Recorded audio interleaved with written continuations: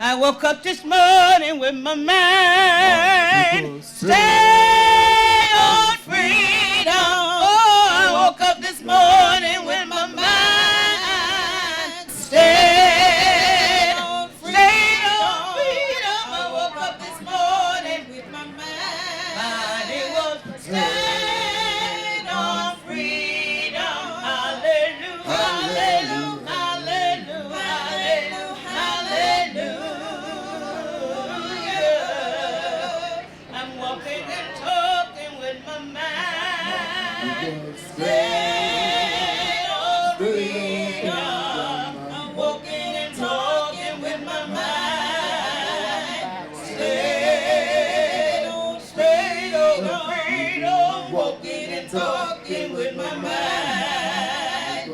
Stay on freedom. Hallelujah, hallelujah, hallelujah, hallelujah. Come on and walk, walk, walk, yeah, walk with your mind on freedom. Walk, walk, walk, walk, walk, well now,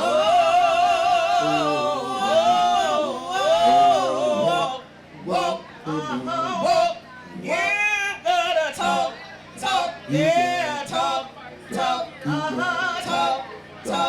with your mind on freedom, talk,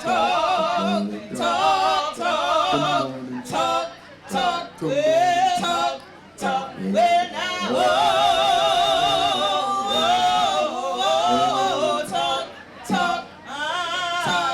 talk, 'cause it ain't no harm to keep your mind. Keep it Stay on freedom. It ain't no harm to keep your mind. Stay on freedom.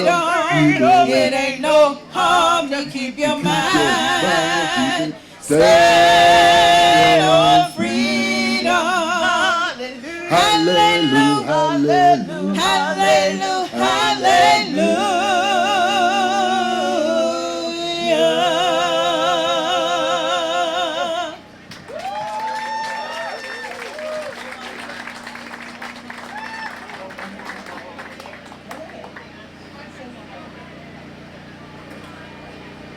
Well, I read in the paper just the other day that freedom fighters, they are on their way. They coming by bus and an airplane too. They would even walk if you would ask them to. Oh, Governor Wallace, you never can jail us all.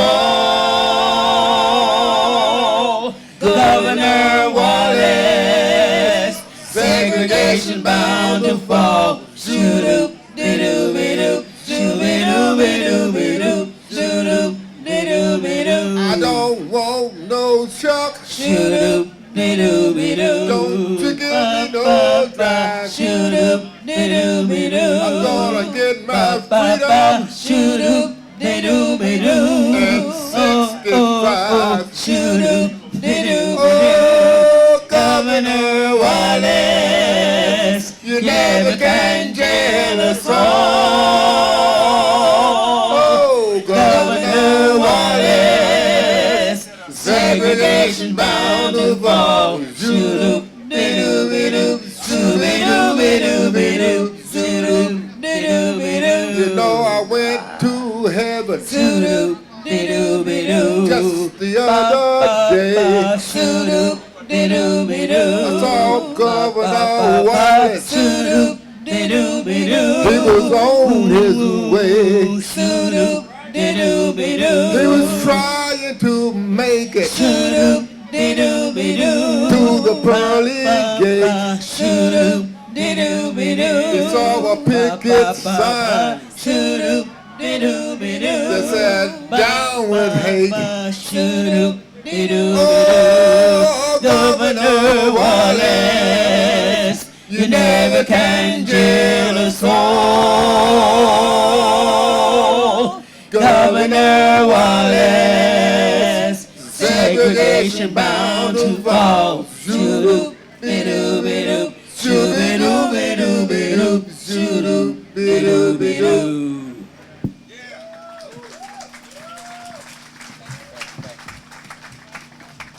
Folks, let's hear it once again for the SNCC Freedom Singers. Give them a round of applause. They have been a part of this struggle and have not yielded, and we can count on them every single year at Jubilee, can't we? When they said the president was coming tomorrow, I said, well, he can't come forward without the SNCC Freedom Singers. So they'll be singing tomorrow. Give them another round of applause. Thank you all very much.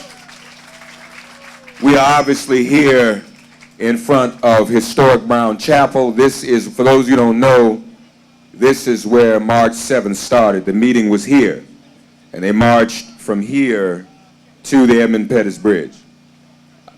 Brown, obviously, and this is a blessing. We can't get in Brown, but the blessing is that it is finally undergoing the much-needed renovations. This is an historic temple for our people. And for democracy in this country. So who else but to come forward and offer our invocation than the pastor of Brown Chapel, the Reverend Leotis Strong. He will offer our invocation. Dr. Strong, if you would, please.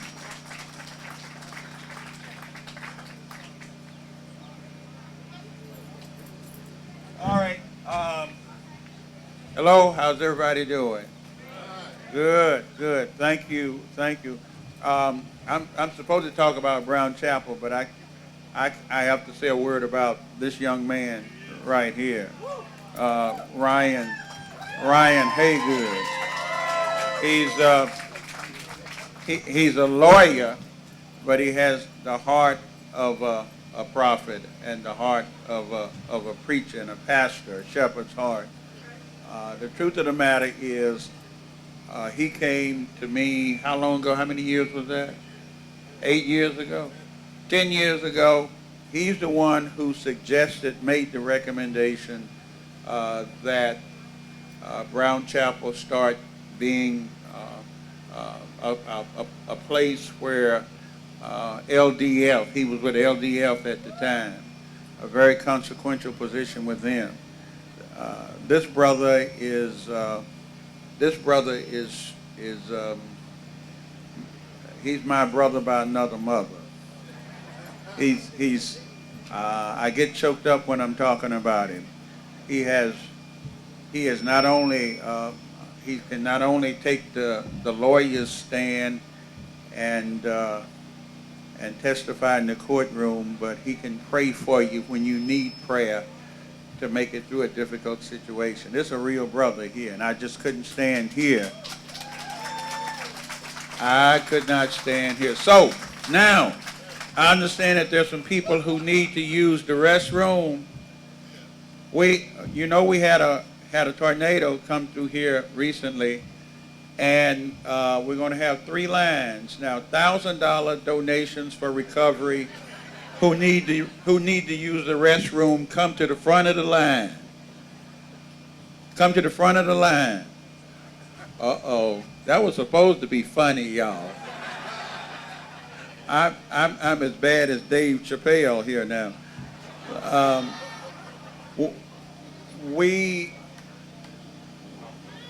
One of the things we have to be careful for with this disaster recovery, and why we're going to need lawyers and LDF, is because this city is 85-90% black, and there are sections of this town that were destroyed that were totally black. The restoration, the revitalization cannot just be ordinary gentrification. Otherwise, what is built back, black won't be able to afford it, because a large portion of the people here in Selma are below the poverty line. You have to build back a Selma that's going to be sustainable, that has to be affordable to people who live here already. Otherwise, we've used this as an occasion for gentrification, just put it inside and hid it in a Trojan horse. So I hope that I hope that you'll give some funds to Brown Chapel. We'll see that they get directed to where we believe they would do the most good. But even if you don't give to Brown Chapel, I hope that you will be selective about who and where you do make your donations to. And I hope that you will be giving some funds. Now, I'm going to open up the doors and to the restrooms. And those, I'm going to, $300 donations come to the front of the line. Thank you all for coming. Thank you for being here. Take care. God bless you all.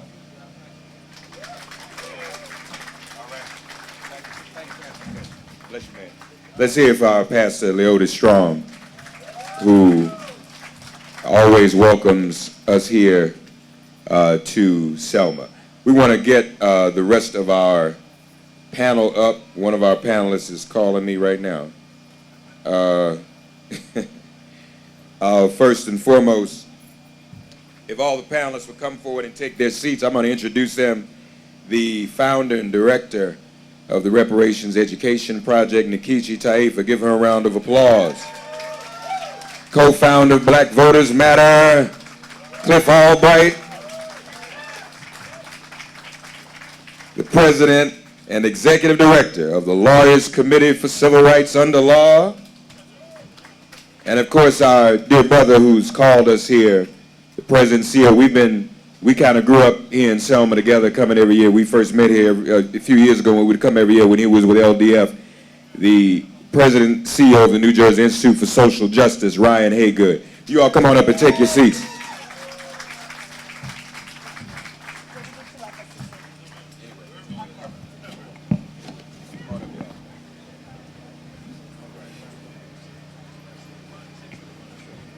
No, it didn't come through. Yeah. Thank you. But he told me what it is. I want to look back. Come on, I can't sit next to her. We streaming live, folks. This is streaming live all over the country. Good to see so many friends here. I don't want to start acknowledging people because I leave some people out. But I do want to acknowledge one of our legacy organizations in general in the reparations struggle. That's the National Coalition of Blacks for Reparations in America. And Cobra is in the house, of which I am a member. If you haven't joined in Cobra, please, ma'am, please, sir, do so. Amen. Is this going to be in the way of the camera when you go? Is that going to be a problem? Do we all need to be on one side? One way or the other. Who should scoot over? They should, or we should? Just her. This This way? is the only pole that. She should be here. Yeah. Come over here. You want me to? I don't bite. All right. Is Cliff okay? Stay. Cliff, they want you to stay over there. This is pole right here, unfortunately. Oh, I got you. We had to make a choice between heat and cosmetics. I didn't want to sit next to Nkechi anyway. She know too much. She make me look bad. Selma, reparations, and beyond, just to kind of center us, all of us, none of us is absolved from the guilt. I see Judith of the Advancement Project. None of us is absolved. Let's give Judith a round of applause. None of us is absolved from the sin of coming here every year to commemorate and then leaving and not being concerned about the well-being of Selma 365 days a year. Look around you. Selma is suffering. even before the tornado. And so at some point, we need to figure out how to make the birthplace of our democracy. Is everybody clear there was no democracy before Selma? Is everybody clear about that? Even during Reconstruction, that those brief moments when we had the right to vote, the we only included black men. So this is the cradle of democracy, the birthplace of democracy, in fact, the Calvary of democracy, because our sisters and brothers, how many foot soldiers are here right now? Raise your hand. Freedom singers, that's right. They were beaten and bloodied on a hill just like Jesus for America's original sin. So any place else in the world you go, this would be a sterling, shining city on a hill with tourism and business, thriving black business. We need to make Selma that way. So we're going to talk today about reparations in general. But when we talk about reparations, some people think everybody's just supposed to get an individual check. But reparations is more than that. It includes economic development. And it includes an infusion of support and repair for a city that has been deprived economically and employment-wise. Attorney Jaribu Hill joins us now. God bless her. Right here, there's Attorney Jaribu Hill, another legend in the struggle. We got some legends. I said I'm going to start calling names. I'm going to get in trouble. But so what we want to do, we want to go ahead and get started and to have a conversation about what we mean about reparations for Selma and for the country, for the nation. There's still much left undone. So we will start with women first. Sister Nikichi, talk to us about what you're working on and what you're thinking about in terms of reparations for Selma and beyond, and just what we mean when we say reparations, because a lot of people just think we just gonna get a check in the mail and then it's over, everything is fixed. Please, Nikichi Taifa, give her a round of applause. Thank you so very much, Reverend Mark Maximella Thompson, my brother. Thank you. I'm Nikichi Taifa. I'm director and founder of the Reparation Education Project. But much more importantly, I would say, I'm a founding member of the legacy organization INCOBRA, the National Coalition of Blacks for Reparations in America. I'm a lifetime member. Queen Mother Marshariki over there is a past former female co-chair up in Copa. And I raised this because a lot of people see all of the buzz going on around the country and around the world dealing with reparations, okay? But reparations did not just drop from the sky. It didn't start with Ta-Nehisi Coates' brilliant article in the Atlantic magazine, The Case for Reparations. It didn't start with Nicole Hannah-Jones and all the great things that she's been doing with 1619 Project and with the New York Times and the like. Reparations is a long-standing issue of basic law, human rights, international law, as well as domestic United States law. A lot of folk don't realize that. Y'all know that? Reparations were in fact paid, right? They were in fact paid at the end of the Civil War. The problem is they just weren't paid to us, foot soldier. They were not paid to the black folk. Reparations were paid to the former white enslavers for payment for the release from captivity of us, okay? You know, it's really kind of hard to imagine, particularly I'm in the state of Alabama, and of course I can't come to Alabama without going to the lynching museum. I call it the lynching museum. I know they have a nice pretty name for it, you know, but I mean, you can't come here without seeing just in just all of its terrorism, because that's what it was, what was done to us. You can't go across the Edmund Pettus Bridge without knowing the terrorism that was done to us, and we were never compensated. I will say this, no amount of monetary compensation can ever compensate for what we went through as a people. No amount. That's why reparations is what we call a negotiated settlement. And it's a negotiated settlement that it's not prescribed by the culpable party, okay, we're going to put your name on this building. We're going to give you a scholarship. No, it is something that the injured parties say, this is what we want. And it's negotiated. Okay, I always say my mantra is that the harms from the enslavement era and beyond were multifaceted. Thus, the remedies must be multifaceted as well. It's not just as simple as cut the check. Now, reparations can come in as many forms as necessary to adequately compensate in a negotiated fashion for what we've been through. So it's up to us to determine, what does economic development look for Selma, Alabama? You know, what is it? I mean, I, at one point, was one of the lawyers that was part of the GU 272 families of people who were, that the Jesuits literally sold down the river to Louisiana to save Georgetown University from bankruptcy. And we just asked, she said, well, what do you want? And I was surprised by one of the answers from one of the little old ladies. She said, I want the upkeep of my ancestors' graves. Ask people what they want. Now, of course, that wasn't all that they want, you know what I mean? But one of the things that was important to her and her family was the upkeep of those graves. And you let me know when to shut up, my brother, because you know yeah, okay, yeah, it's all good. So since 2020, since George Floyd, there's been a groundswell of mobilization across the country on this very, very important history, this historic history, Jaribu Hill, of reparations. And she has on her T-shirt, stand up and show that T-shirt. Everybody knows that face. That's Emmett Till. And we call George Floyd the Emmett Till of the 21st century.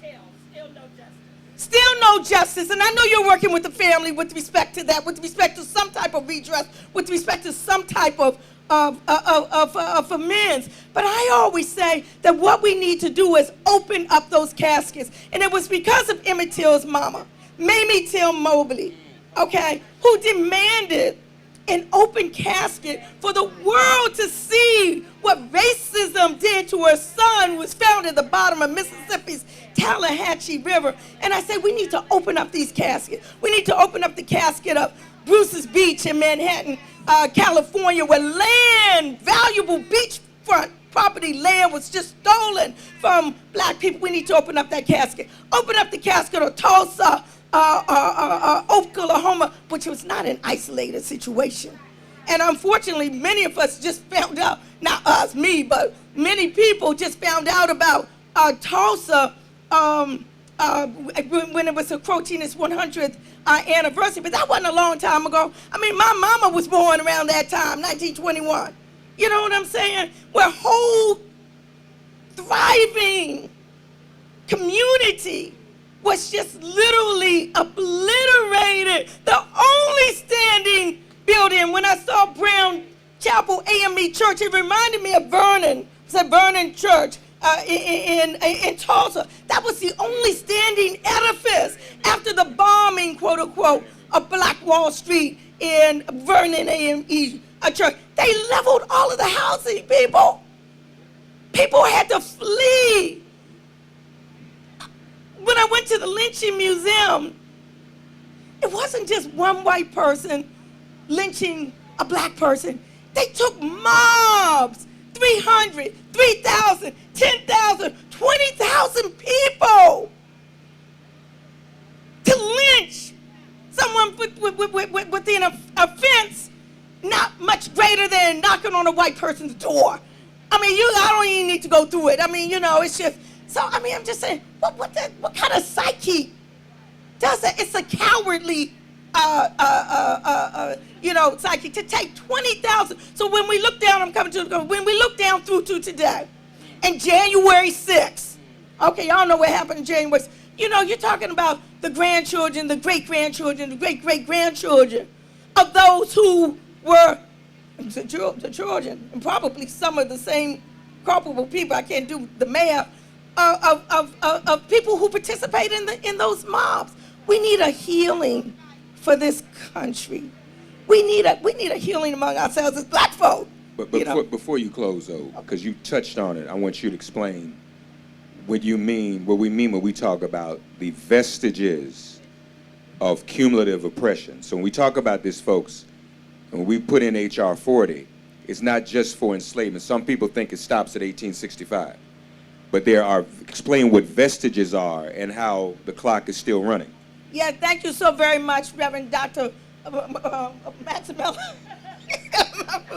Yes, he is absolutely correct. We're not just talking about reparations for the enslavement era. We're talking about the vestiges and the living legacies that last all the way down through to today.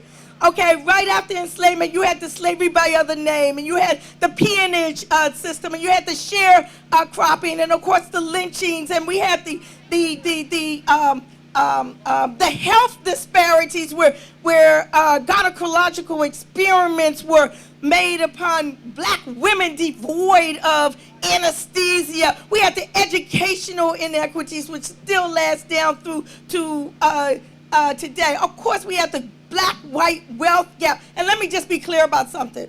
Correcting the black-white wealth gap is not the end all.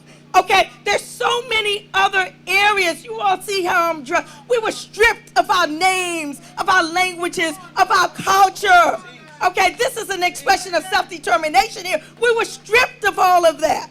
So curing, Brother Jamaica, just the black-white wealth gap, it's a part of it, but it's not the only part. Excuse me, don't let me leave out mass incarceration. We're talking about the continuation all the way down through to today, from enslavement to mass incarceration. The police killings that we see in the most recent mass mobilization one that we know about, of course, Tyree Nichols, a direct connection from the patty rollers of the enslavement era, the slave patrols. That's where police today come from, y'all.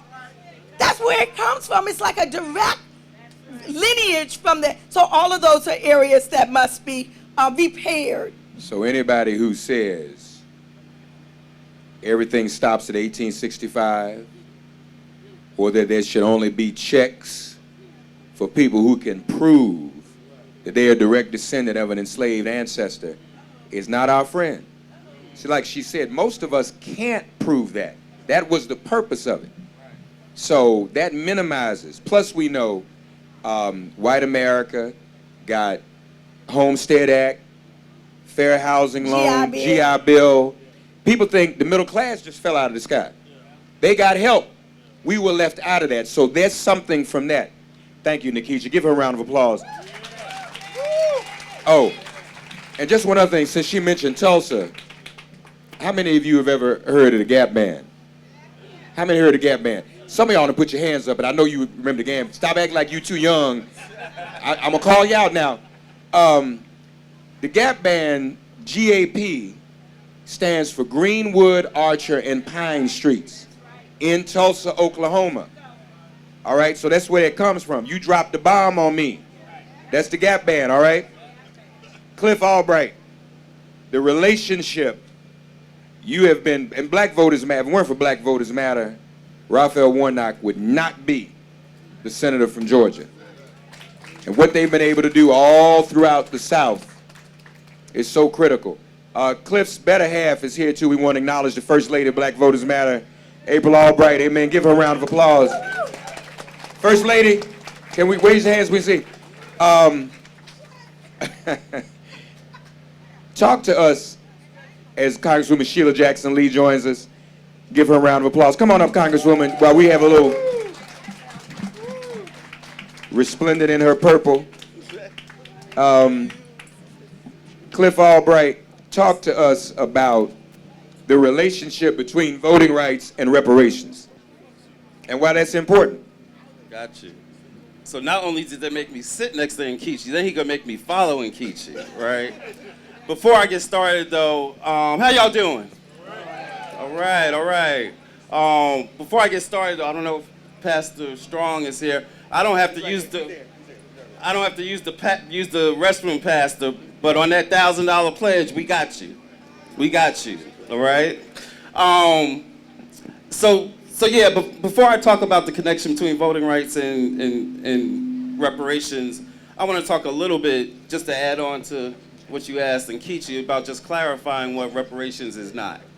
Because, you know, some people get it confused, right? Some people think we already got some reparations, right? So just to clear up some stuff, affirmative action is not reparations, right?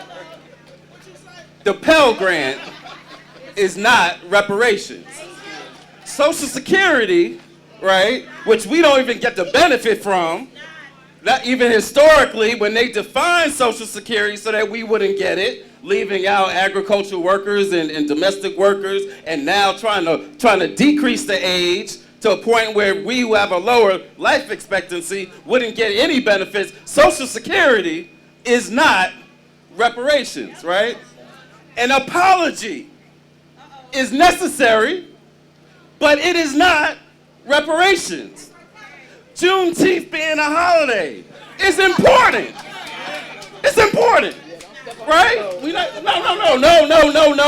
No. It is important because it's important that we define the holy days of a country and of a history by acknowledging, right, that true history. That is important. But as I'm sure the Congresswoman would agree, it is not reparations, right? And so as Brother Malcolm, all that is good. But as Brother Malcolm taught us, you can't stick a knife in my back and pull it halfway out and act like you have repaired the damage. You have got to pull the knife all the way out. And then you have got to heal the wound. So apologizing for stabbing me is nice. But you got to heal the wound. You got to repair the damage, right? That's what reparations is about.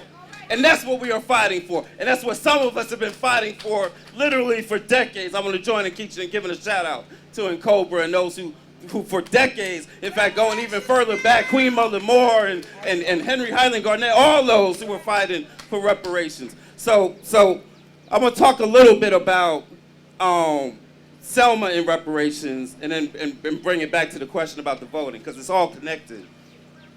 Some of y'all may know, a few of y'all may know, that I and April and our dear sister friend Latasha, y'all please pray for our sister Latasha, who's not here today. Some of y'all know that we lived here in Selma, right?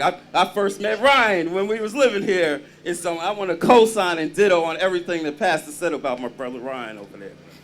And so we know a little bit about the history of Selma and the need for reparations, particularly in Selma, right? We know a little bit of the history. It's not even about just recognizing Selma for the role that it played in the voting rights movement, but even going further back, even going back to Reconstruction, going back to, this was a wealthy community, y'all. The first capital of Alabama was at Cahaba, not too far away. It was located there because the center of wealth in this state was actually in this community. This is not a place that has always looked the way that you see it looking right now. And it has been a process by which that wealth was taken away. It's been a process by which our labor was devalued, that our lives were devalued. So Selma has a particular history to play in this country, and the federal government has had a lot to do with that devaluation, right? Even going back to after the Voting Rights Act, there's several ways that this state and this country has punished this city and black folks in the city for having the audacity to stand up for our human rights. Something that happened, those who live here, they will tell you one of the most devastating things that happened was when they closed the Air Force Base. The federal government had one of the largest examples of divestment from this community that you've ever seen any place. So there's a lot of reasons why the federal government has a role to play in investing in Selma, and more specifically, in investing in the black folks in Selma who have changed the history of this country. But I'm going to talk a little bit about some of the challenges of making that happen, particularly in Selma, because we lived here. We have seen a situation, even if we got some type of reparations program today, and this happens with a bunch of programs, housing programs, education programs, the reality is, unless it's direct payments, and we can talk about what the form is and how the mechanisms happen, right? But the way that things often go down in this community, it's got to flow through governmental structures that are in place and that to some extent are directly impacted by voting, and to some extent are actually excluded from the process of voting. We have seen elected officials in this community for decades refuse federal money, the same way we're seeing right now states all across this country allowing their people to be sick and dying because they want to refuse Medicaid, right? We have seen at the local level money, millions of dollars, be denied to this community by those who are supposed to be entrusted with doing what's best for this community, but in fact are only serving white supremacy. And so as we talk about reparations, particularly for Selma, we've got to be aware of the context in which all this plays out. Now, voting is a critical way, and there's a role, and I'm going to talk about the voting connection to Selma and beyond. Because there are things that we can all do, right? Part of it is that we elect elected officials, we elect congresspeople who have the courage to put forth legislation to get us reparations, right? Y'all give it up for the Congresswoman and H.R. 40. We need to vote in order to make that happen. We need to vote in order to have a president in place that will actually act on that. Now, we want a president who will sign H.R. 40 and the Senate version after it passes, but I'm gonna tell you, I also want a president that says, you know what, Congress, you taking too long, and so how about I sign this executive order? Yes. Because I can set up a presidential commission even before you set up a congressional commission. What about that, right? And so, yes, I want a president that will sign the bill, but I need a president that will use the power because we put him in office to deliver for us. We put this Congress in power to deliver for us. So that's what I expect to see. So there are things that we need to see at the federal level, presidential level, congressional level, but part of what we are also seeing all across this country, and I'm not trying to shift the burden, but I'm gonna make it plain. Part of what we're seeing all across this country is that there are cities, and in case of California, even a state, that are taking their own actions to move on reparations, right? It doesn't just have to be federal. I'm not trying to replace federal, because that's where the big money's got to come from. But as Mark said, all of us have a role to play. Every institution in this country has a role to play. Every college that was built, like Harvard and Georgetown, every college has a role to play in having some form of reparations. Every insurance company whose wealth to this day has been built on insuring the property that they called us. Right? There's not an insurance company to this day that can't trace this, because y'all know how they merge with each other, right? Y'all know how they get rid of this one, but they come together. They still got the books that show where their original assets came from. And we were their original assets. So there's not an insurance company, there's not a bank, there's not a construction company that participated in building slave ships. There's not an entity in this country that does not have a role to play in reparations. And we've got to force them. But in terms of voting, even at the city and county and state level, there are things that we can do. There are dozens of cities. We know about Evanston. We know about, I'm blacking out right now. We know about the dozens of cities, Boston just recently, right, passed legislation. There are dozens of cities that have done their own reparations policy. That's connected to voting. Now again, we don't want to put the burden on them because many of those cities are the very cities that, because we're the majority, they don't have the resources to do it the way it really needs to be done. But I'll be doggone, they have a role to play, because guess what? When you do things at the local level, when you pass, it's the same thing that we saw with marriage equality, same thing that we've seen with marijuana legalization. When you have a wave of policies at the local and state level, that builds up the momentum that then forces and encourages the movement that you see at the national level, at the federal level. So again, we shouldn't have to wait for that, President Biden, who can sign something today. We don't have to wait for that movement to happen, but that is a movement that we need to take place in order to continue the momentum, and voting is directly connected to that. So voting for local officials that will make that happen, voting in local ballot initiatives that can make that happen, voting for state officials, voting for congressional officials, voting for president, the power of our vote is critical. Now, I'm not going to get it twisted. Don't get it twisted. We are called Black Voters Matter and Voting Matters, but as we always say, voting is not the only way to build power, right? All that movement in the streets is an example of building power. how we got the right to vote. Selma didn't vote for the Voting Rights Act. We organized for the Voting Rights Act, right? We made history by doing direct action, by marching, by refusing to submit. So yes, we have got to vote for reparations, but at the end of the day, we're gonna have to get in these streets. We're gonna have to use all of our power to get the reparations that we deserve. That's how we get the knife out of our back and force them to heal the wound. Cliff Albright. And as always, I don't know where Pastor Strong is, but those of us in ministry remain ever ready to help our brother discern his call to ministry. I think we hear it. He's fighting it, but you can't fight the Lord for long. The Lord can't. I fought it. Caught up with me. You can run, but you can't hide. Thank you, Cliff. More from Cliff later. Lawyers Committee, Damon Hewitt, talked to us about the importance. And look, vestige. Every day, something happens to deny our voting rights. Every day that there's somewhere we're redistricted out of power. Every day when we have to pay for something, a voter ID or whatever.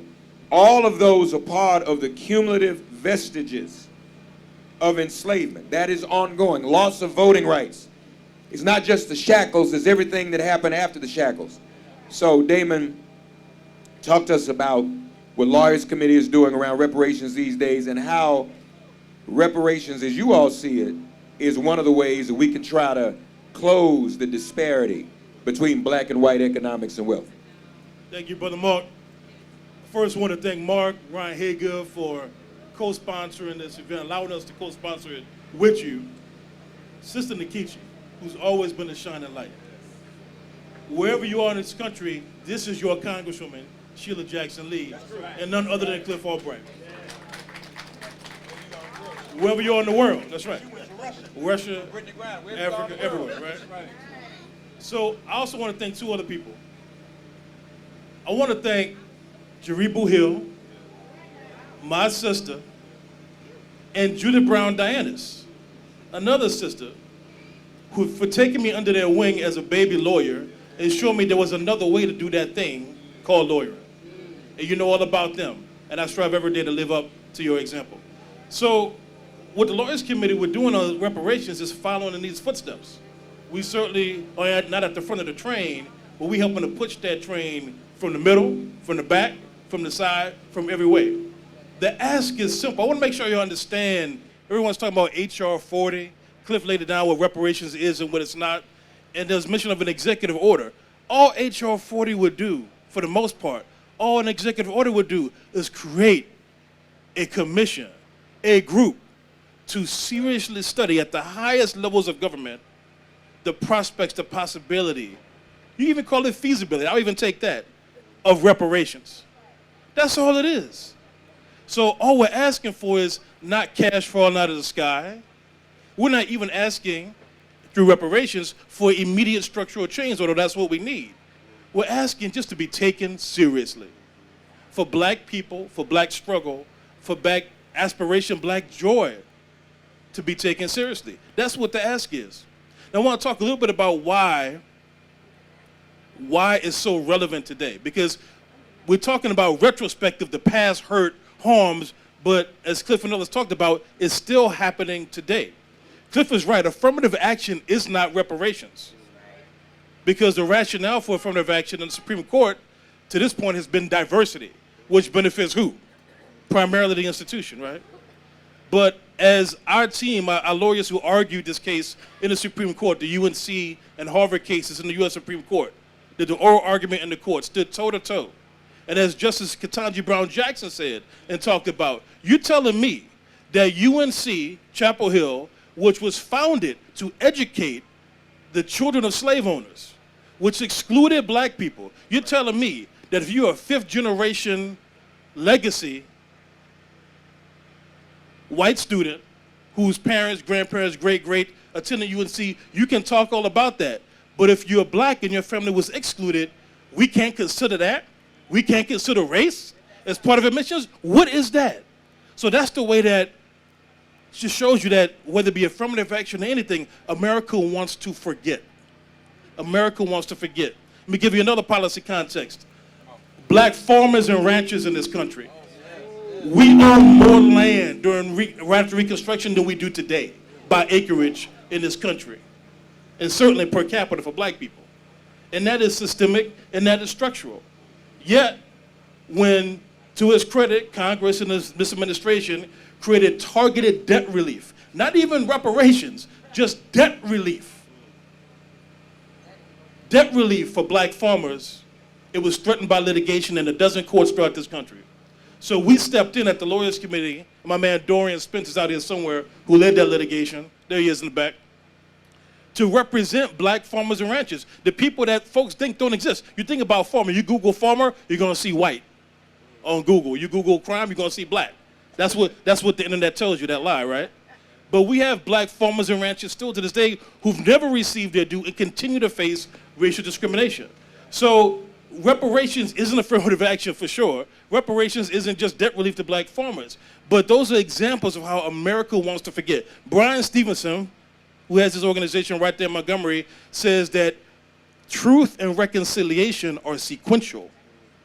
You cannot reconcile and heal unless you tell the truth, unless you act like you know. We're just asking America to act like you know.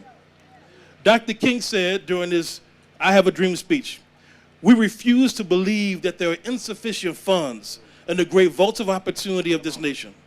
So we have come to cash this check, a check that will give us upon demand the riches and freedom and security of justice.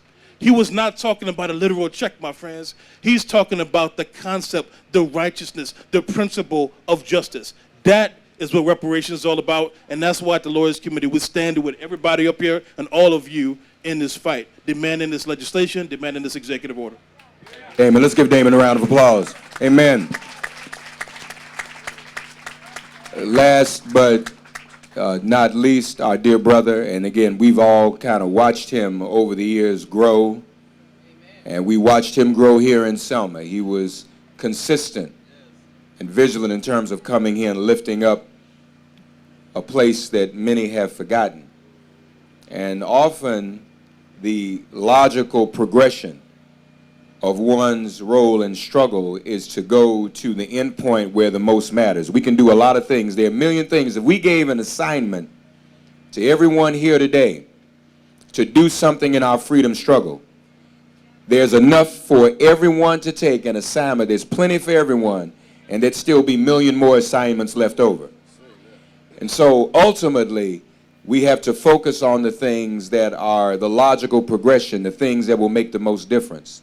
And it means something significant when a brother like this decides to take on the issue of reparations. Let's be honest in Cobra. A long time, many of us were out in the wilderness. This is Lent, by the way. Jesus in the wilderness. A lot of us were in the wilderness fighting for reparations. A lot of people thought we were crazy. Reparations, we never gonna get this, never gonna happen. You can forget it, it's not gonna happen. It was us and John Conyers. Amen? Now it's become more mainstream. It's about time. But what people weren't expecting, said, well, wait a minute. While we're waiting on HR 40, we can do something with these states and cities. So when my brother said to me, we going after New Jersey, I said, go right ahead. And a lot of people think that places like New Jersey and New York where I live didn't have anything to do with slavery. Didn't do nothing wrong. Central Park is on black folks' land. So we can talk about everything.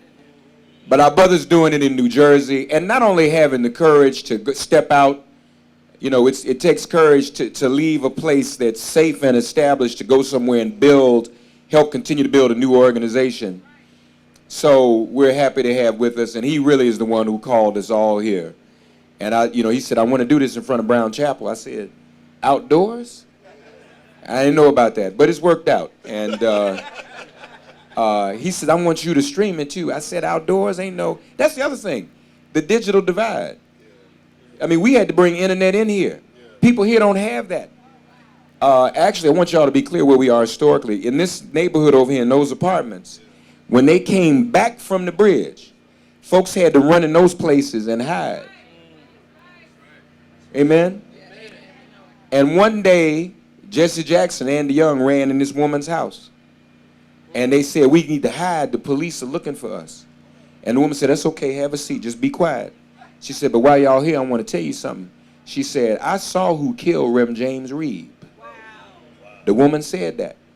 And they said, what? She said, I told the police, but they didn't do anything. Amen. So this is, we are in a very sacred place, and we are still in the wilderness. Our struggle isn't over. Let's hear from our dear brother who's called us, and then we're going to hear, of course, from the Congresswoman next, our brother, Ryan Haygood. Yeah, good afternoon, you all. Good afternoon. This is such a humbling full circle moment for me. I was talking to April Albright, one of the 3 co-founders of Black Voters Matter, about how we met 20 years ago. I was a junior lawyer with Damon Hewitt at LDF, and I was encouraged to come to Alabama for a conference. And Leslie Prohl, who was a legend in Alabama at that time, was like, you need to meet some people. Cliff and April Albright, they live in Selma. This Jaribu Hill will be my first trip to Alabama. And so I came to Birmingham, then I drove to Selma. The Wu-Tang Clan has this guy called the Jizza, also the Genius. But I met one of the original geniuses in Cliff Albright. He had a radio show at that time. And I was a junior lawyer, one of the first times to the South. And he told me about Selma, Alabama. And he told me about how it was this place that gave birth to a movement that changed the world. But that movement didn't change Selma. He said Selma, Alabama changed America and the world, but it didn't change Selma. And before we started, April was saying how painful it is for her to come back to the city and see how little has changed since she and Cliff lived here. And the reality, the reason why I think reparations is so important for us, Black folks and folks more broadly, is because ultimately what reparations is about a conversation about how do we win? How do we win? And if you think about this moment we're in, we're emerging from an international health pandemic. In New Jersey, COVID was a leading cause of death among Black people in 2020. We're finally emerging from that pandemic. We're still deep in the throes of the police brutality pandemic and a broader structural racism pandemic. And so we're in these conversations. You all have been in them. In the middle of the pandemic, we all were on tons of Zoom calls, which began with the discussion about the loss of George Floyd, and it continued. And they were profound stories of loss. And so often our story as Black folks begins with heartache and loss. And it's hard for us to think beyond this moment of heartache and loss to getting to, one, why are we suffering from so much heartache and loss? So how do we stop the hurt and advance an affirmative strategy for winning? Reparations answers the question about why Selma looks like Selma. If you take away the history that Cliff laid out so beautifully, all you're left with is the belief that the people here are responsible for it looking like it does, and we all know that Selma is better than 80% Black. What I want to offer you is just a quick story about the state of New Jersey, where I'm from. My team is from the New Jersey Institute for Social Justice. We have board members here, and we are all about telling the truth. Recently, I was having a conversation like this with a far less enlightened audience, and there was a middle-aged Paulette Brown, a middle-aged white gentleman who was having a negative reaction to what I was sharing. In KG, I was talking about the racial wealth gap. And I talked about how in New Jersey, the median net wealth, thanks to my colleague Laura Sullivan, who leads this work for us, the median net wealth, she explained that the median net wealth for white adults in New Jersey is better than $322,000. It's among the highest net wealth of any family in the country. White folks, $322,000. But for Black folks, the median net wealth, the family, is $17,700, more than $300,000 racial wealth gap. So I'm sharing these numbers. As you all know, I'm going somewhere with these numbers. And I talked about where we got this information from, the footnotes you can find it in, and there was a white guy in the front, middle-aged, courageous white guy, again, in a far less sophisticated audience than this one. I knew he'd have a question because he was getting anxious, a visceral reaction to the numbers. When I was done, his hand shot up. And he said, those numbers you shared, that $300,000 racial wealth gap, where's that come from? Right, doubting the credibility of the sources. I share with him the footnotes where I got them, because, you know, you got to come correct with the numbers, right? They don't lie. And then he said, okay, so I credit the numbers. Look, he said, again, a courageous, middle-aged white man in a far less sophisticated audience. He said, well, the reason the numbers are so low, the reason the racial wealth gap is so low for black families is because it's a reflection of their personal failures. I told you he was courageous. Black folks tend to be underemployed, and when black people work, they tend to be prodigal with their finances. But he wasn't done. Then Judith Brown Diana said, and the third point is, he said, I'm a white man, clearly. He said, and I don't have a net wealth of $322,000. Now here's the thing, because you all are enlightened. I couldn't resist saying, you know, that, my friend, that is a personal failure, right? Because the reality is, in New Jersey, listen, Mark made the point, New Jersey, like New York, it gets sort of this veneer of progressivism. People think about the histories of those states as if they were always beacons for democracy. Slavery was a southern phenomenon, Alabama, Louisiana, Texas, you name a southern state. But in the north, enlightenment. In fact, New Jersey as a colony incentivized slavery in this way. It gave each English white settling family 150 acres of land, and it gave those same families an additional 150 acres of land for each enslaved black person who worked on that land. That is where today's racial wealth gap was conceived of.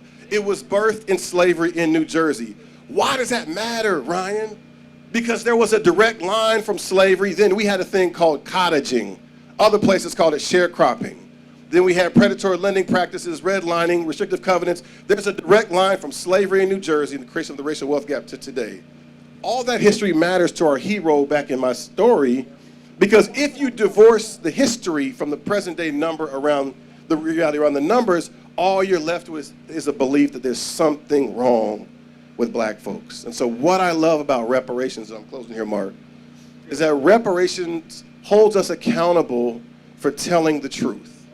That Selma looks like Selma today because it was designed to look this way. And it is on us to tell the truth about that as point one.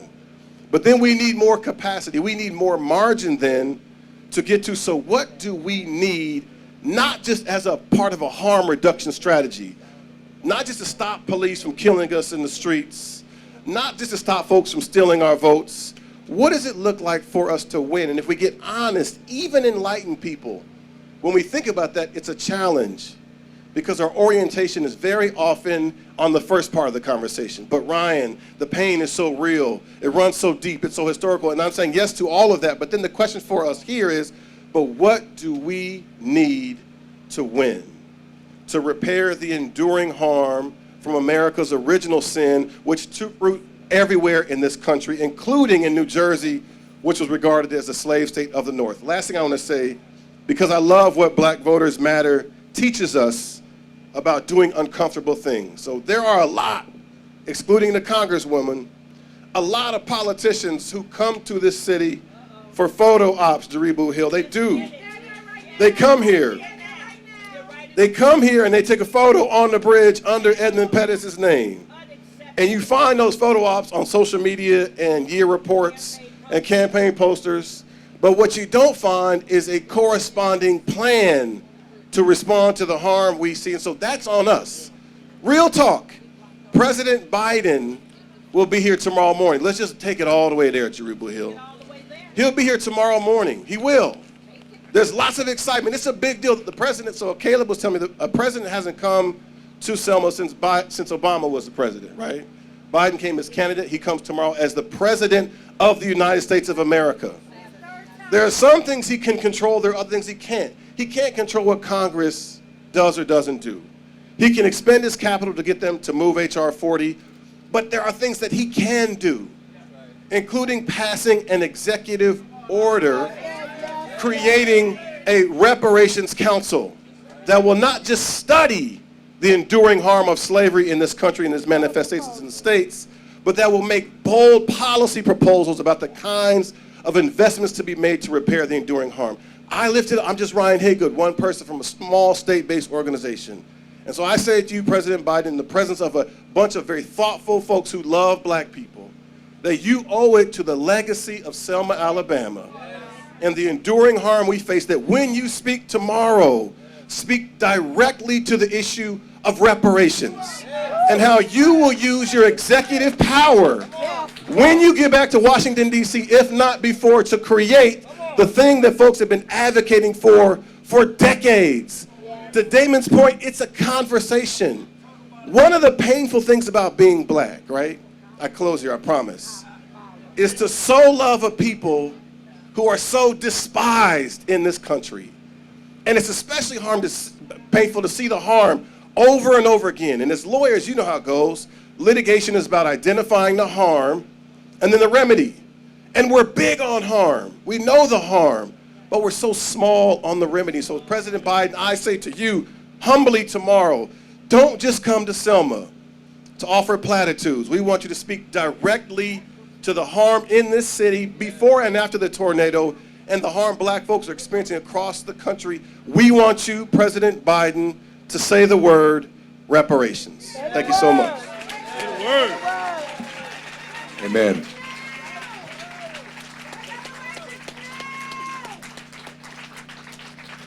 The young lady you're also hearing with the very loud volume, that's Connie Tucker's daughter, one of the co-founders of the Selma Bridge Crossing Jubilee.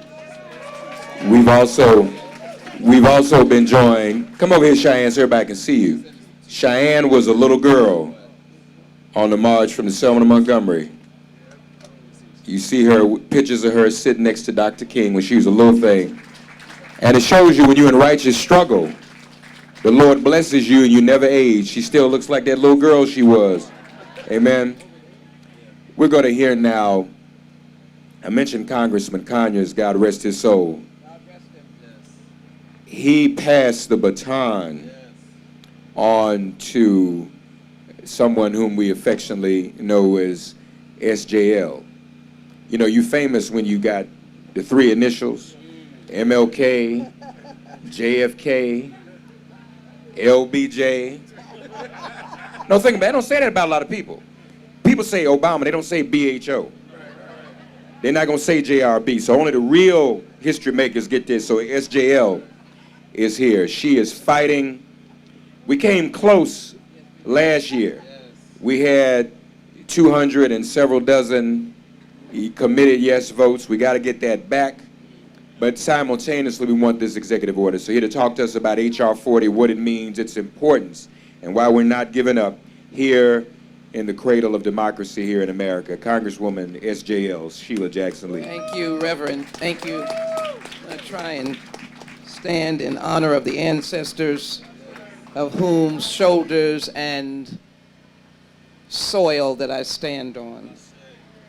Let me say that the audience is beautiful. The presenters are even more so. It is true that we are in the cradle of a historic, cataclysmic coming together. Public housing that was here when the foot soldiers ran out of desperation for refuge. And who did they find but folk who were considered impoverished and maybe uneducated, who opened their doors. Which gives to those of us who have been blessed, as W. Du Bois calls us the talented 10th, that we really have no excuse not to be ever driving, ever pushing, and unceasing. As we stand on the steps of Brown Chapel, Pastor Strong had preached or prayed just a few hours ago. I know he has spoken to you. Good things are happening inside the church. Thank God they were not touched by the tornado. Those 6,000 properties, if you could even imagine, were touched here in Selma. Some of them were patently destroyed. I want to acknowledge all of you from Cliff. It looks like every one of you, this is a reunion. I've been with you, Cliff. Your work is, not Cliff, I'm looking, Cliff is over here. I've been with you, Brian. for your New Jersey work. Thank you so very much. That plays into what we are trying to do. And I certainly thank Brother Hewitt for the invitation and for you growing up to take this leadership realm for the Lawyers Committee for Civil Rights. Of course, a partner with the Judiciary Committee. We rely upon you. Many people may not know that it was John F. Kennedy that called lawyers from around the country in 1963 and said, amazingly, with Robert Kennedy and Lyndon Baines Johnson, go to the courts. Go to the courts. As you're in the streets, I would never leave the streets, but go to the courts. Thank you for never ceasing, because even as the courts have turned their heads and backs on us, don't let up on them. Go into the courts. I'm in the courts all the time. My district is in the courts. We're going to be in the courts when the Supreme Court finishes with us on affirmative action. I'm going to be back in the courts. I'm going to look for a circuit that's going to say something different. Because right now we need to understand, as I try to make this brief summary, which is almost impossible because I live and breathe H.R. 40, the Commission to Study Slavery and Develop Reparation Proposals, amended by me and others to move to development. There is no doubt that we could not do this work without Reverend Mark Thompson, who has a voice unending and without ceasing and unafraid. Thank you, Reverend, for your spirit. And Kichi, thank you for forever being the songbird that has a beautiful, melodious tone, but never gives up the fight. Give her a hand, please. April and Cliff travel around the world, around the nation. I'm glad they land in Houston, Texas, trying to tell us what we need to do, and that is to get out to vote. Let me just be very clear where we are in 2023. We have individuals who've taken the helm of states with sizable populations that are diverse. They've told us that we cannot speak our history. The state of Texas has indicated that DEI is dead and forbidden. Universities are making pronouncements where just a few months ago they were trying to recruit African American students. They're athletes in every field, basketball, football, soccer, and every manager of sports on the university campus is diverse. And they're now saying that DEI is dead. Texas A&M, University of Texas, University of Houston, major institutions with thousands of students. Taxpayer schools of which I pay taxes. But yet it has been declared that what could be of some benefit to me, meaning that you will find the intelligentsia of my inner city schools who may not have the opportunity to have had any generational connection to these schools, reach out to them so they can get to school. All of that is basically in jeopardy when we are in the midst of the most relevant moments for H.R. 40. H.R. 40 will be an activist process. It is a commission. It will be a commission of about 13 folk with a staff. It will have hearings across the country. It will hear from those who are and those who ain't. And I know that there will be those who will. That's okay. I think I have the righteousness of right. And whenever you have the righteousness of right, you must be willing and open in a democratic process to hear from everyone. But I'm about getting to the point that has never been gotten to. Slavery was fundamentally unjust. It was one of the most brutal, no, let me say this, the most brutal systems one could ever have. Without question, it was demeaning, degrading, dehumanizing, vicious, vile. It was a killer. There is no population in the nation today that can say that they, on this soil, they may have come from places, and I stand and empathize with them, but no one on this soil.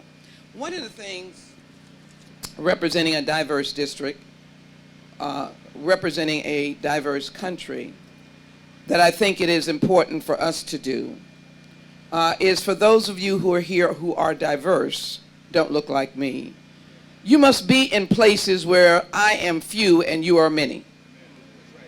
because it has to be a knowledgeable acceptance without fear for us to be able to discuss this thing called reparations.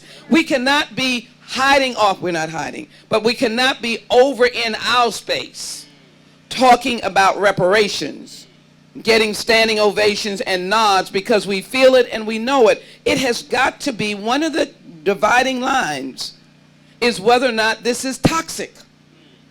I refuse to accept that. Reparations is an international legal term that says that if you have been harmed, injured, you must be restored and repaired. It has been used across the land. It has been used in the Holocaust, and I jump for joy that it's been used. Even today, people are being repaired who were brutally killed and destroyed during the Holocaust. In 1980, supported by Congressional Black Caucus members, the few that were there, including my predecessor, it was after her, including one of my predecessors, Mickey Leland. We advocated for the American Civil Liberties Act. I was not there, they were. And that was to repair the damage done to Japanese Americans who were interned by the government. We worked with them for almost a decade. In 1988, President Ronald Reagan signed the American Civil Liberties Act, which brought about the reparations to our Japanese brothers and sisters, Japanese Americans. And of course, they are the strongest and some of the strongest supporters besides Nkechi, the 350 other organizations, including religious organizations, the Rabbinical Council, Presbyterians, Episcopalians, Baptists, Catholics, and others, Muslims and others. And so it is very important that we get past this hurdle that there is going to be something, some calamity, if we move on an executive order to allow the story to be told and the appropriate reparations to be designed. George Floyd's family are my constituents. Their pain is unending. As with Tyree Nichols' mother and others as we call the roll, it is unending. During the time of that very crisis-focused time, speechlessness, anger and anguish, corporations were pouring out funds. Has anybody seen an inventory or an accounting? Wouldn't it have been better if we had had a roadmap so that your pouring out of dollars, any number of banks and corporations were just pouring them out? I will not get into the details of the organizations and whether we had seen them before or not seen them before. I will continue to be polite. But the point is, could we have been more effective if the decision had been made, let's do housing? If the decision had been made, let's close the wealth gap. If the decision had been made, let's make more black banks. That's what people don't seem to understand. We are cerebral people with a heart. We're not scattergun. We understand how to craft a reparatory system. Black banks, credit unions, housing, the improvement of our educational institutions, starting with primary and secondary school. You can brag about all your colleges, but you better sure talk about letting Jamal and Kwame read in the 3rd grade. Lawyer was talking to me about someone that couldn't write their name. Of course, they were the lawyer representing them in a criminal case. So if I might, lawyers like me are always, able assistant right now, always got a bunch of papers together. So let me do this. I know that, but I live and breathe this, so you're going to have to forgive me. First of all, David Brooks, conservative columnist, finally wrote a op-ed saying, wow, it has just come to me. Reparations are a drastic policy, hard to execute, but the very act of talking and designing them heals a wound and opens a new story. What is wrong with that? Everybody know who David Brooks is? Would that not be the best thing for America? Heals a wound and opens a new story and a new day. The commission is not only people of color. It's large enough to have individuals of like mind who represent a diverse community, potentially, to be able to come together to understand the very essence of what we have lost. You cannot even calculate what we have lost. One of the crucial aspects of what we have lost, first of all, I had my staff, I appreciate them very much. Oh, Reconstruction, people want to talk about, I said, you know what, I used to talk about Reconstruction. Because I know that there were named senators and named governors. But when you have a Reconstruction that allegedly started in 1865 and barely lasts past 1877, I want to forget it.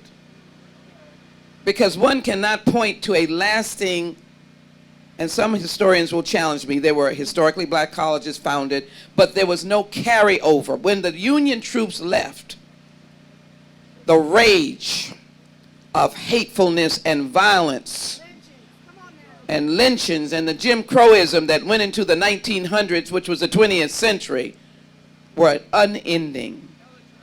It did not last. And so when people talk about the Reconstruction, then in of itself is a call for reparations. We jumped from slavery back into Jim Crowism and the vileness of the birth of the Ku Klux Klan. We couldn't even live in the South on our own plantations as sharecroppers without them intruding on our property. We couldn't even have great-grandma, great-granddad's land last without it being snatched from governmental entities. And so it is important to realize that the commission recognizes, first of all, the brutality of slavery. Have we ever done anything that could equate to not causing fear? And it was right.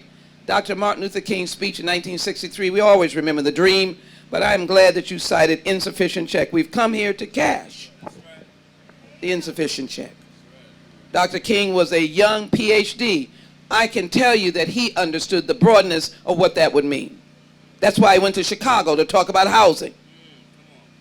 He was ahead of us. That's why he stood up against the Vietnam War, not because he did not love the brothers and some sisters who were there, but he talked about the money that could be used for the dying and poor people in America. Now we honor every soldier that has ever shed blood in this country. Let me make sure, as a member of Congress, I say that because it is in my heart. But that was what he was talking about. He wasn't against these brothers who were dying and bleeding in Vietnam. He understood the choices that we were making. And so here we've had in 1974 a $10 million settlement. Everybody knows this. You can recite it by, on the Tuskegee study. I'm just going to read this quickly. 177 black victims in North Carolina for sterilization got $10 million, 2013. 1994, the Florida legislature paid $150,000 to each of the 11 survivors and those who were forced to flee the 1923 Rosewood race massacre. It's not only Tulsa, but it was big. 2001, Tulsa provided a scholarship fund and memorial to commemorate the 1921 massacre. Of course, we know with our friends in Tulsa that was not enough. In 2015, the Chicago City Council passed a reparations ordinance, $20 million, and then Evanston, Illinois, did their thing. Did any of these jurisdictions blow up? Are they off the map? Are they not to be heard from again? State of Florida not exist? Chicago going off the map? We have got to break the circle of fear. And in order for us even to get this executive order, we need the movement being a movement of all of us, just like they are calling for us to repair Selma. It's got to be a collective voice of recognizing the historic inequity that my friend Congresswoman Sewell has fought against in the tenure and time she's been in the United States Congress, and I thank her. Let me quickly move to just words of explanation. Let me quote this brother here. If we were granted H.R. 40 by executive order, it would be America once and for all saying black lives actually do matter and this nation must be repaired. Reverend Mark Thompson. On my floor statement, brother. You're in the history books. But But let me also say to you, the pandemic, some people say AD, after death, BC, before Christ. We're going to be talking about after the pandemic. More African Americans died. And a Harvard University study said that if we had reparations before the pandemic, we would not have lost as many African American lives.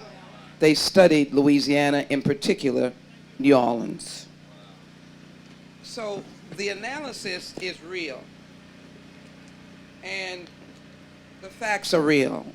4 million African Americans, 4 million Africans, became enslaved persons in the transatlantic slave trade. We actually built America on our backs. We had no compensation, we had no life insurance, we had no days off, we had no sick days. We were in the fields from sunup to sunset, beyond. We had babies in the field. We built the transatlantic slave trade. That was a financial boost, but we also made Cotton King. Cotton King helped to make Wall Street banks and the commodities in Chicago. That was the economic engine that then generated the manufacturing hubs of the North and the East. Excuse me, the North and the Midwest. I'm like persons who I've heard. It makes no sense for us to hold our heads down. And that's been our problem in terms of this question of reparations. It is an economic link to us that this nation stands on.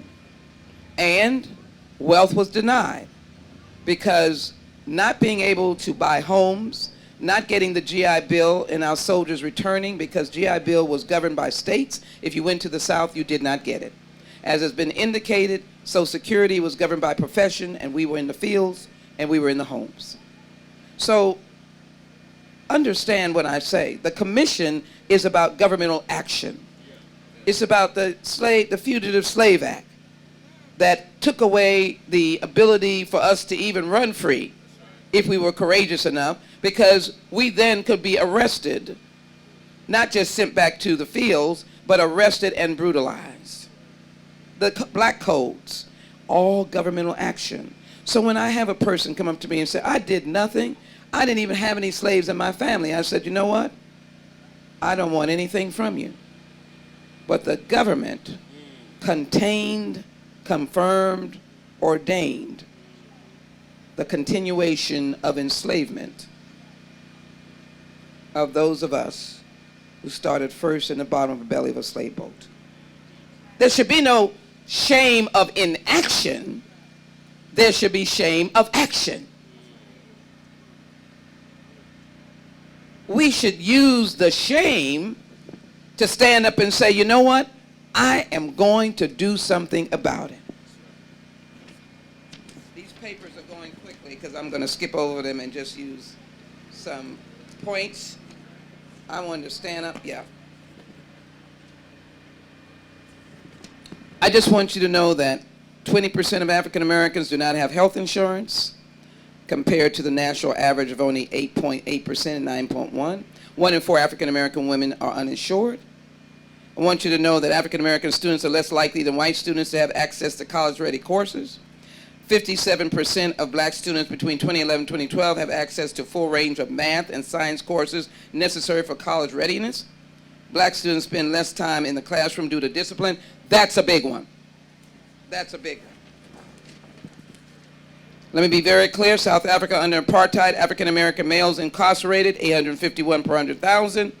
In the United States, as of 2006, African American males incarcerated, 4,789 per 100,000. When is this going to stop? How long? Going quickly. Looking at males aged 25 to 29 for white males, 25 to 29, 1,685 per 100,000 incarcerated. Latino, same age, 3,912 per 100,000. For African American males, 11,665. Black children die from firearms at a rate 10 times higher than their white counterparts. I need not give you handgun killings with a white shooter and a black victim exhibit even more dramatic bias. 1 in 4 is found justified. Reparations and the commission can open the eyes of why and where, what is the historical record, and why are we the same place in 2023. This has to be following the pattern of Dr. Martin Luther King that tells everyone why we can't wait. I believe an executive order is an appropriate vehicle to go forward, to be able to begin the assessment, the analysis, so that we might find out what we can do right here in Selma and how we can direct funds not to take from anyone else, but to be effective and to jumpstart the stalling of state governments that stall with our infrastructure money, which is going to be $1.7 trillion a year. Can this whole city not be reformed? Can you not take pieces of those dollars and equitably place them in places where there are deep holes of poverty and deep holes of lack of access to housing? Being able to build that beautiful river lake that's under the Edmund Pettus Bridge for decades, and to create parks and walk lanes and harbors, and to make a tourist site. Couldn't those dollars, those infrastructure dollars, be used to that under the definition of reparations that are urgent and needed? And wouldn't that then provide an economic engine, not to just to this area, but to the state of Alabama as tourists come pouring in to walk that historic bridge and then go down and have their tea and lemonade and cross their legs and look at the pretty boats going up and down? Where is our reality? Where is the truth that what does for you will be good for me? It is in my DNA. It is in my DNA. Let me go quickly into the night, but not really too soon.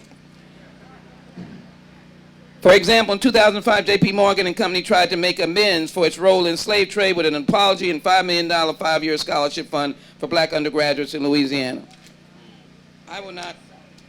Episcopal Church, Brown University, Georgetown, and that was students who had to fight for that. They came on the campus of the Capitol and said, help us. Students. Let me quickly go to an end, but let me know that the work was never finished. Many of you know from Texas, I created the Juneteenth holiday. Opal Lee is the grandmother, brought 2 million petitions. I introduced the first federal bill legislation. Glad to say that it is. It is grounded on the potential of that being a economic engine as well for us if we take advantage of it. Let us get our cruises together. Let us get our weekends away. Let us get our car sales. Let us get our restaurant sales, everything for Juneteenth. And then let us get our humble honoring of the ancestors who never saw freedom. But this H.R. 40 commemorates General William T. Sherman's 1865 Field Order number 15 to redistribute 400,000 acres. And when President Jackson came in, it never did a thing. Wouldn't you think that that is a legitimate argument that you could even go to court? There is written language on the fact that it was 400,000 acres to be distributed along the East Coast in 40-acre plots. Just think if 5 families had gotten together, 200 acres. They could have had themselves some major farm, or let's say some major conglomerate, and been as big a deal as the other corporate farms. I tell you, the message goes on. So let me finish in the message that I want to leave with all of you. The data is without question, and it is unceasing, and it is even today. We don't believe Harvard University Medical School,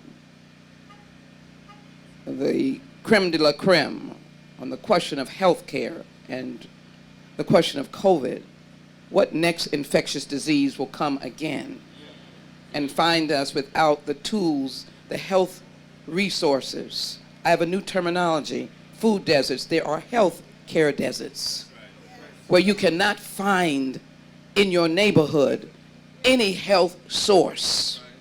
God help you for an ambulance. But if you needed to walk a block for preventative care, to not have an ambulance because you had a stroke, there would be a long walk. There is such an array. I don't come to you in anger and frustration. I come to you with energy that is unceasing. I need that to be what we are. I need it to be a movement around H.R. 40 and reparations and say, for once America, show the world that you are recognizing and owning up to some of the very things that you fight for around the world. We fight to end slavery around the world. We fought for the 13th Amendment. They debated it back in those old days in the 1800s, right before 1865, around 1865, the 13th, 14th, and 15th Amendment, ending slavery except for these chained prisoners that has to be addressed. 14th Amendment, equal protection under the law. 15th Amendment, the right to vote. Claim your constitutional rights. Claim them and understand that this is a constitutional right under H.R. 40. Why is it? Because you've been denied due process under the Fifth Amendment. You've been denied freedom of speech and movement under the First Amendment. There's question whether you've been able to utilize equal protection of the law. And of late, we know that the 15th Amendment, unfettered right to vote, has been stomped on. And so, as an American who says, I too am America, to the children I say to them, you too are America. And you deserve your rightful seat at the table. And the Constitution has no color to it, neither does the Declaration of Independence, which says we all are created equal with certain inalienable rights of life, liberty, and the pursuit of happiness. Is it not right to get an executive order and let us get to work and begin to heal this nation, show that it will not go puff into the night. In fact, it will stand tall among the world's eyes. It will stand tall among those who are saying in a meeting that I was in Russia that says Ukraine should have reparations. I know that they must. They've been fully destroyed. The Marshall Plan was reparations. And everybody joined together. The soldiers who happened to be those of enslaved Africans and or slaves fought in every war since the Revolutionary War. We have been in every war since the Revolutionary War, every conflict. I call no wars conflicts anymore. My uncles tell me don't call the Korean conflict. It was a darn miserable war. And we were in all of them. And we came home from World War II broken and brutalized. But we kept on going.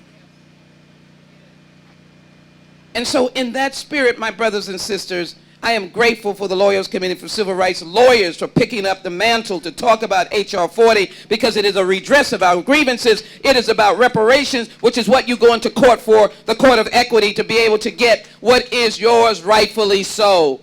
And we do not do it in anger. We do it simply in the fairness of everyone's injustice, and we fight for them as we fight for ourselves. There's not one constituent that I have, no matter what their color, if there is an injustice, I'm there to fight for them. If it's an Afghan soldier stuck at the border, meaning one who had fought with us, Sheila Jackson Lee fought for that soldier, he's now free.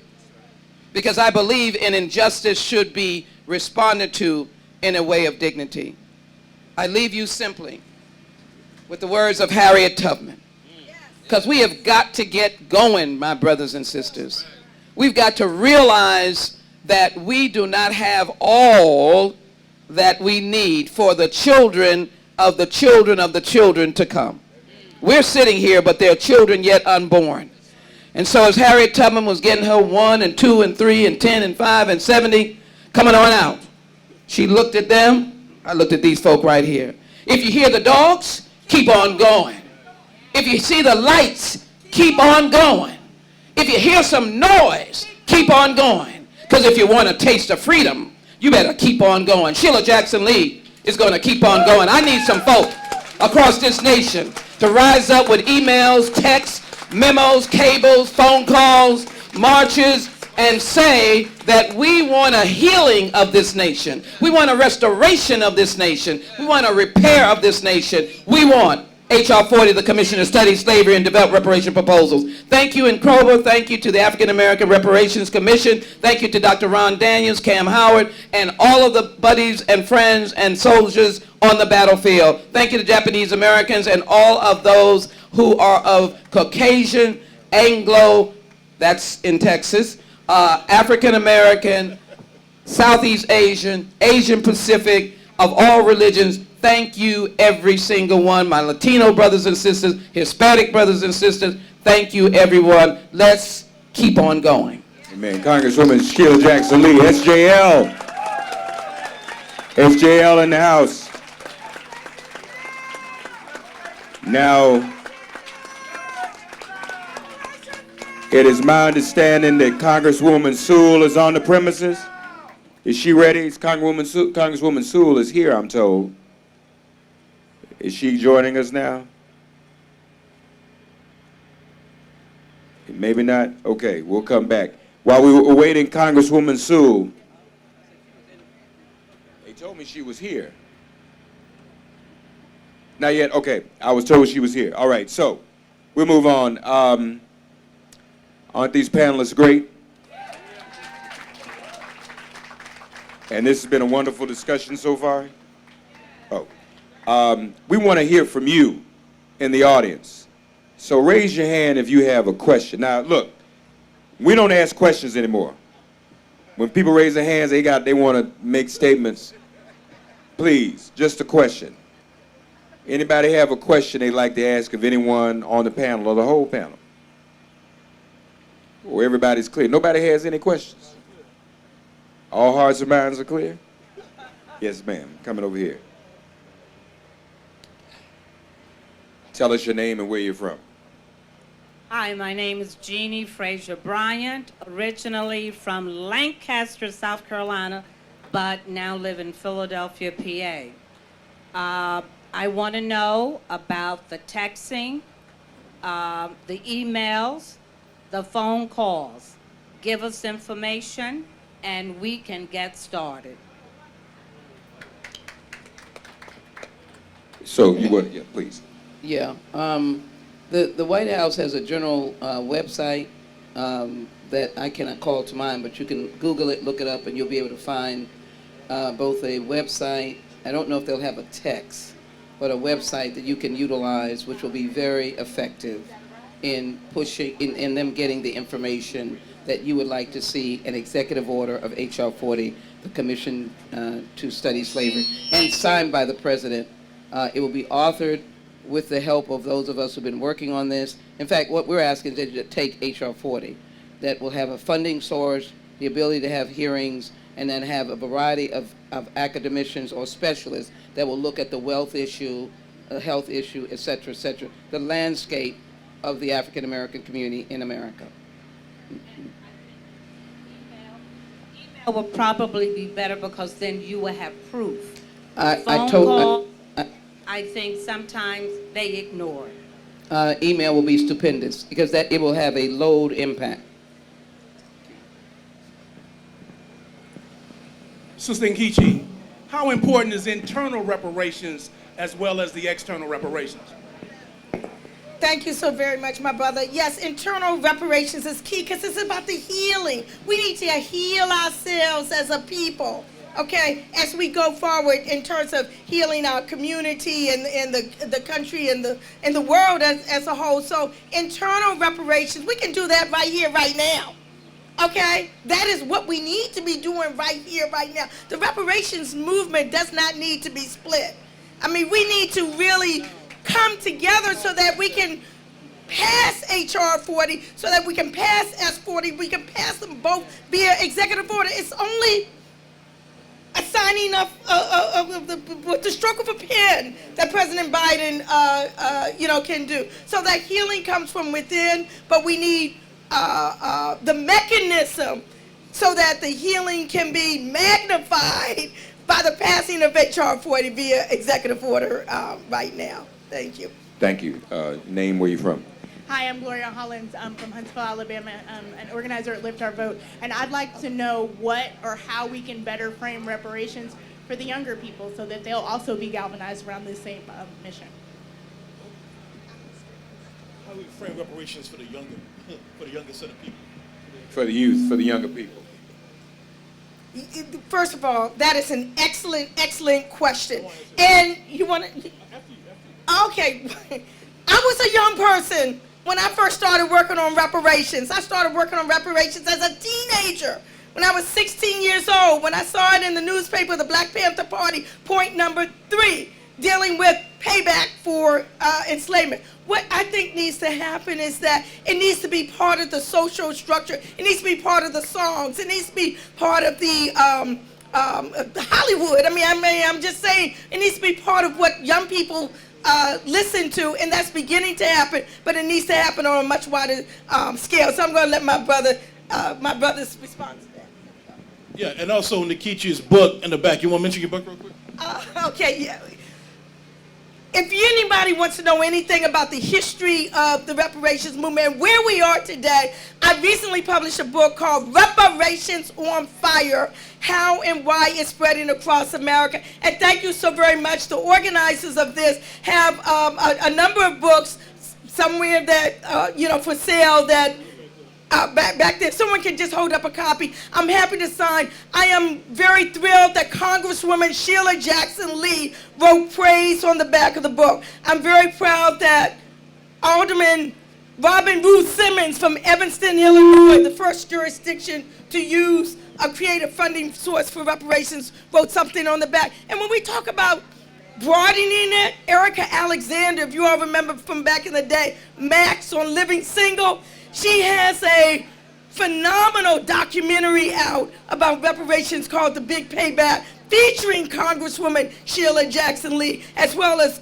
Alderman Robin Ruth Simmons, and Erica Alexander wrote praise on the back of the book, as well as other people. So I'm happy to sign the book and gift the book to a young person so that they can know about the history, and that is nothing new, and know about the things that are going on right here, right now, today.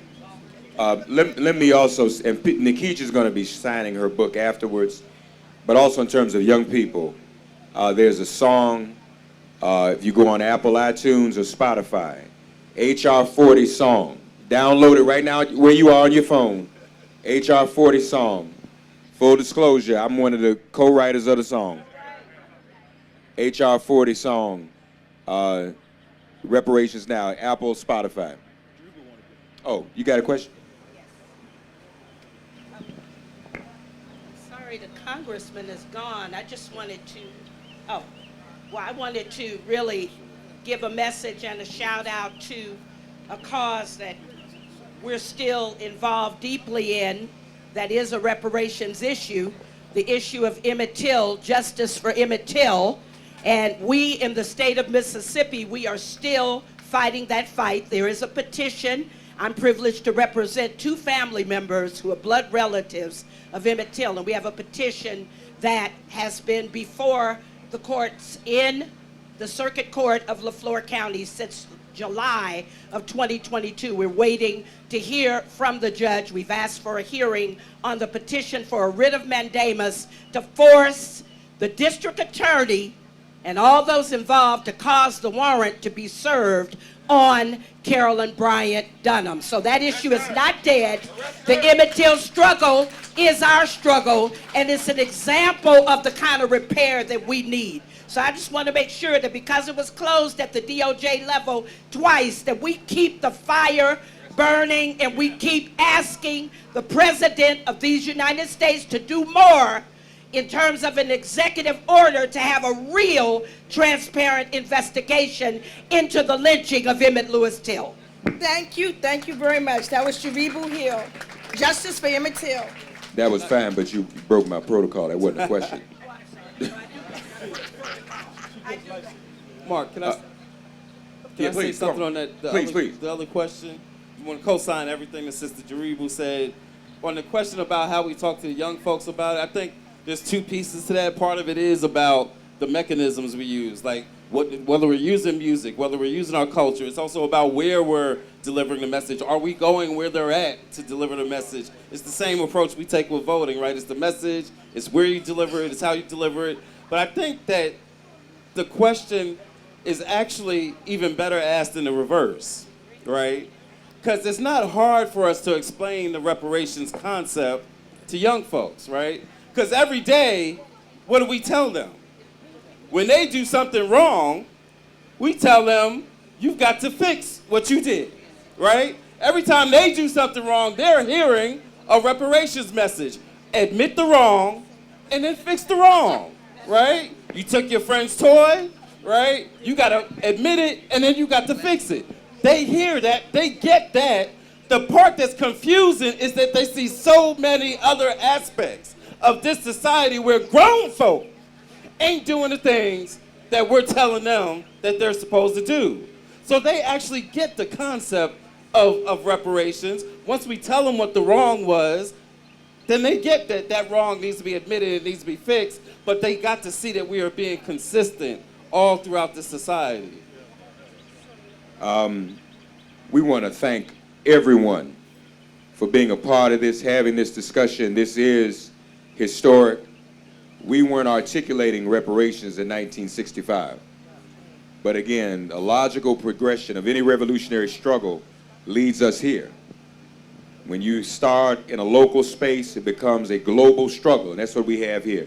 Please give all the panelists a round of applause. Damon's going to have some closing remarks. Right, brother? Let's hear our closing remarks from Damon Hewitt. Thank you, Brother Mark, and all the audience and speakers and foot soldiers and longtime soldiers and new soldiers. I want to just thank everybody for coming to be part of this message, part of this conversation, because it doesn't end the day, didn't begin the day, it doesn't end the day. I want to thank the other organizations out here, other leaders. LDF is out here, Southern Poverty Law Center is out here, Margaret Wong I saw earlier, who has remade SPLC, investing in Alabama in ways the organization perhaps never has before. So reparations, we know it's about, not about a handout, not even about a leg up. It's about promises made that were never kept. Promises that were on paper, but that flamed out and burned away. This thing about the young people, it reminds me about conversations about affirmative action. When I worked on the Michigan affirmative action cases, however many years ago, 20 years ago, there were young black people saying, well, I don't need affirmative action. I could do without that. I don't want that stigma on me. I made it on my own. Yeah, right. Right? So the mindset is one of shame, of fear, right? We have to get over that. Let me be real. National organizations like mine have to put muscle into this fight. Organizations that are part of the quote-unquote mainstream of civil rights, we have to be more involved in this fight. That's what this is all about. You actually have to leverage not just some money capital or some other kind of capital, but some reputational capital. Put something on the line to try to make this happen. And the last thing for not just for the young people, for all of us, reparations is not just about the past. It's also about building the future that we deserve, the future that we will be deprived of. I said in Black History, during Black History Month last month, we could talk about black history, but we have to build just black futures. Because if we don't build black futures and change structures, black history is going to be all we have left. That's not what we're about. We're about building for the future. So I want to thank you on behalf of the Lawyers Committee, on behalf of New Jersey Institute for Social Justice. Last word, Black Voters Matter Fund has done so much for this country, for Black America, for all America, to save and preserve democracy. They work alongside us at the Lawyers Committee in the Election Protection Coalition, 866 Our Vote, the hotline. We work hand in glove in the courts, in the streets, in the halls of power and policy, all three, to make this happen. Just because you're only doing one don't mean you shouldn't talk to the people doing the other thing too. We all have to talk, we all have to work in concert. That's how we're going to get free. Thank you, Mark. Let's have a round of applause for Damon Hewitt, Ryan Haygood, Nikichi Taifa, Cliff Albright, and Congresswoman SJL Sheila Jackson Lee. We love you all. We'll go forward. HR 40 reparations. Now hit it, brother.